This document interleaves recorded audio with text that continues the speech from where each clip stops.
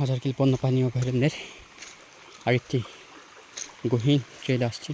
প্রায় বাসা থেকে আমার 7-8 কিলোমিটার দূরে এসে পৌঁছেছি। 3 ঘন্টা মতো হাঁটে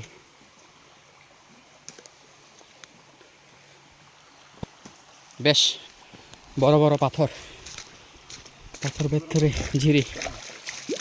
পাথরের স্ট্রাকচার দেখেন কি জোস। মনে হচ্ছে সামনে উপরে বসে আর নিচে পা ঝুলানোর মতো অবস্থা। দাঁতের মতো দেখতে।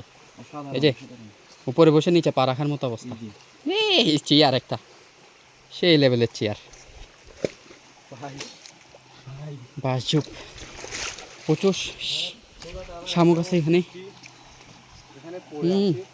প্রতিটা পাথরে শামুক এখানে। এই যে শামুকের পরিমাণ দেখেন কি পরিমাণ শামুক। আর পাহাড়িরা শামুক খুঁজতেছে নিচে।